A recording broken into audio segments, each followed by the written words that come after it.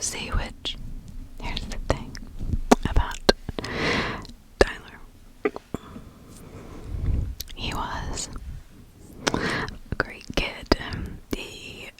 Up until the time he turned to be a teenager, which is pretty normal for most kids, I think. Where he is from in Port St. Lucie, there is nothing for them to do. They basically have, let's see what they have. They have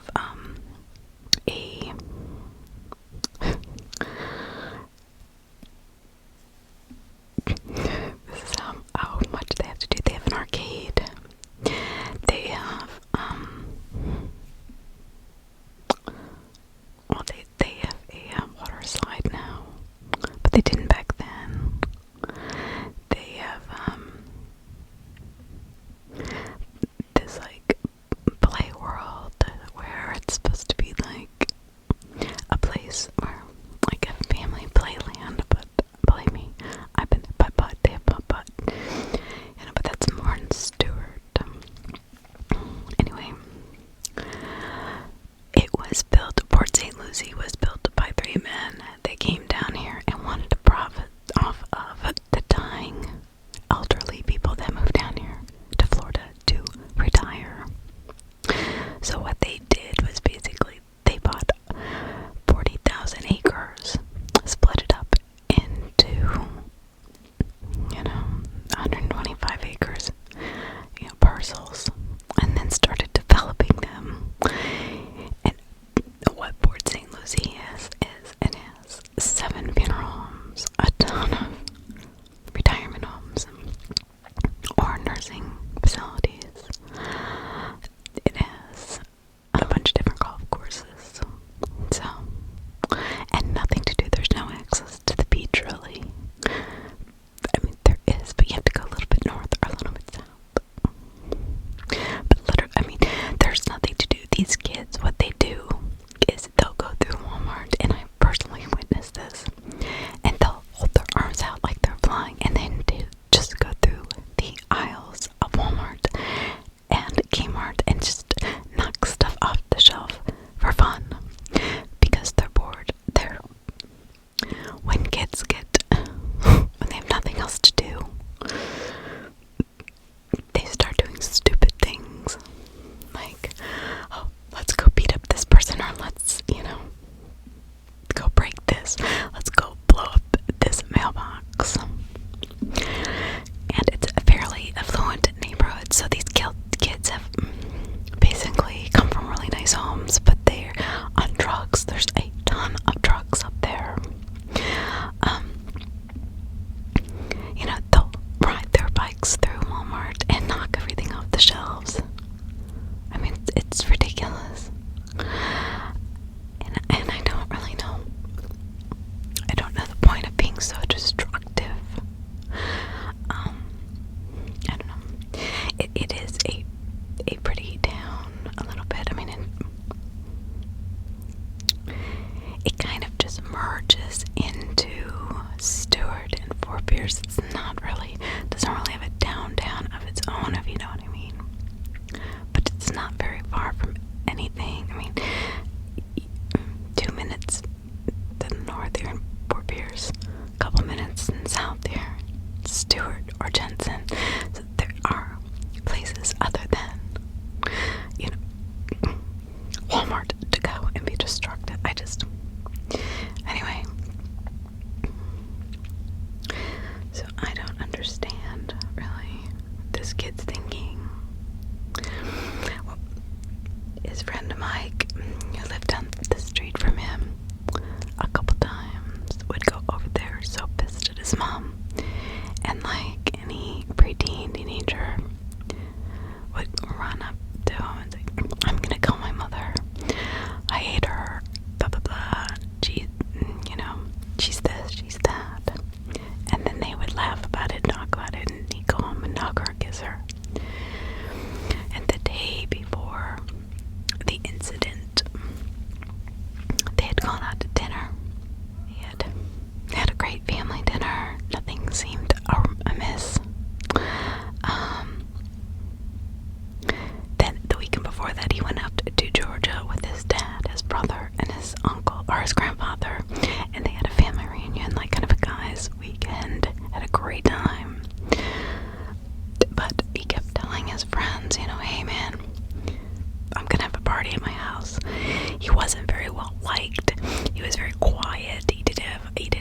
his gregarious personality or anything.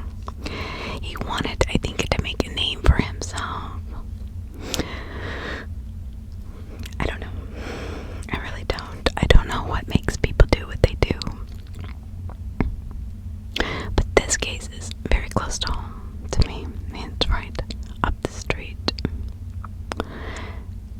And I often joke that it's God's waiting room up there. Well, when I was reading about this, it said basically it's the guardianships for the guardian angels. So, God's waiting room. There's a lot of elderly people up there, which is fine. I love elderly people. That's not what I'm saying. But there's not a lot of things for kids to do. They get in trouble. There's a ton of drugs. Lots of meth. Lots of Oxycontin flowed really heavily in that county.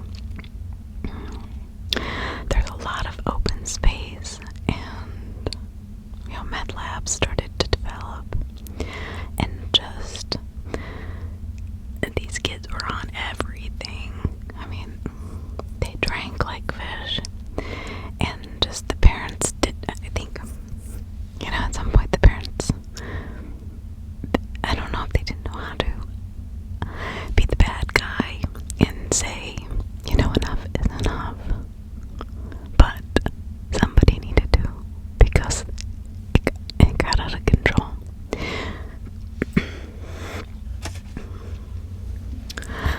Literally, Tyler was pissed at his mom because she took away his phone after he was arrested for burglary.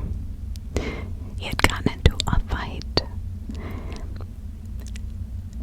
He had stolen a couple things. It just, one thing after another, and it kept getting worse. So, she laid down the law, apparently. This is her law. She's gonna take away his phone. So he's furious. He has to Facebook all his friends. And he's saying on the Facebook pages, don't say anything about drugs or anything like that. His friends are like, why? Because my mom took away my phone. She should have done it a long time ago. I think that was the biggest problem. His mother, she was an elementary school teacher, and she had been for 25 years in Port St. Lucie County. The last 6 she had worked at the Environmental Conservatory Elementary School, which is kind of a really cool thing around here. And then his dad worked for FPNL Nuclear Division on Dutchton Island, which is our Florida Power and Light. It's our energy source. So, in their accounts saying that Tyler was very close to his father, that he would actually wait up till he got home at night when he had to work the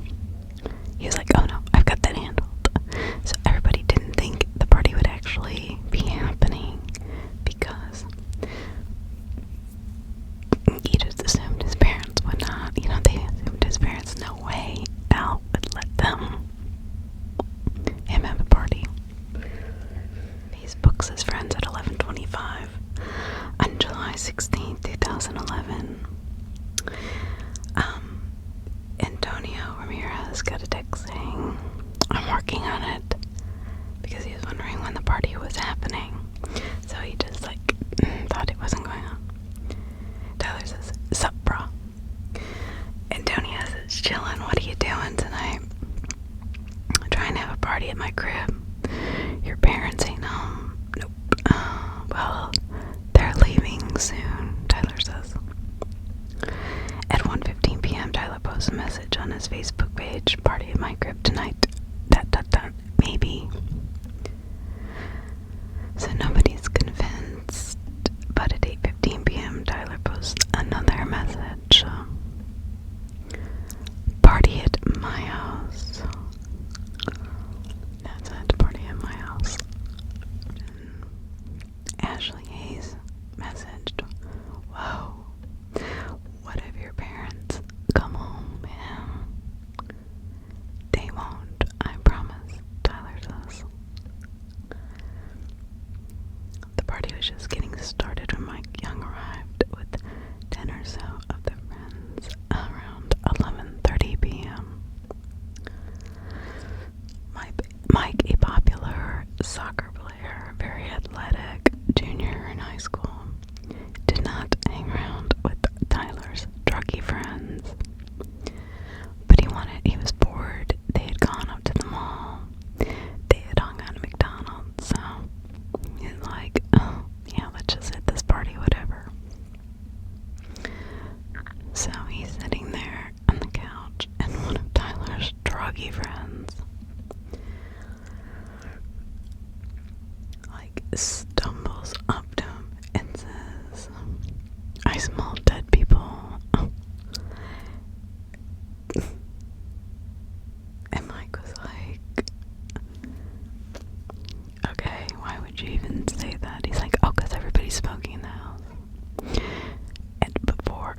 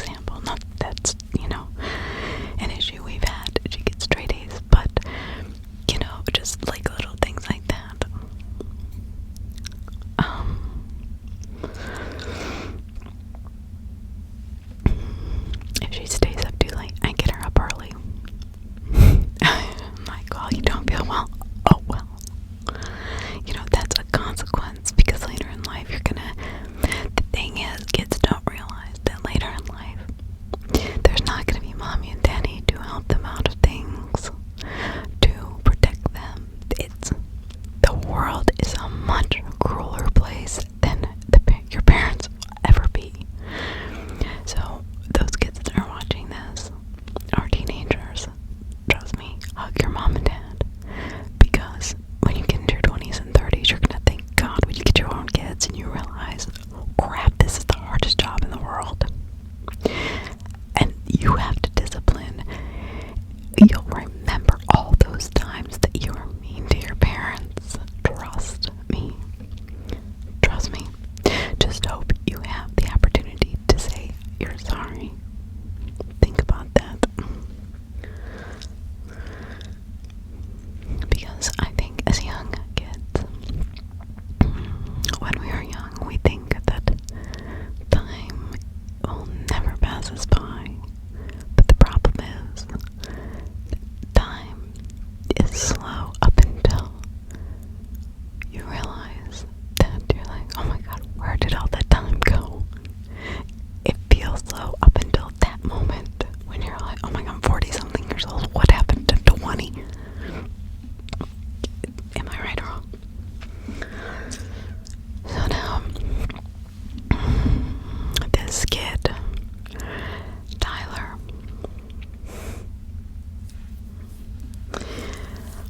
is like a celebrity in jail. He signs autographs, he gets mail. I mean, he gets all this attention, and he tells people, I'm a celebrity because I killed my parents and had a party of a lifetime. And in a criminal world, it's like, I mean, he's been beat up, he's been, I'm sure not treated all that great in jail, but he doesn't care because he's got this attention, that need for attention constantly. But he says that he's repenting, and he wants to be forgiven, he wants not to go to hell. And the priest that comes that visits him says, well, God will forgive you as long as you repent. And so he says, I don't want to go to hell. If I was sober now, then none of this would have happened.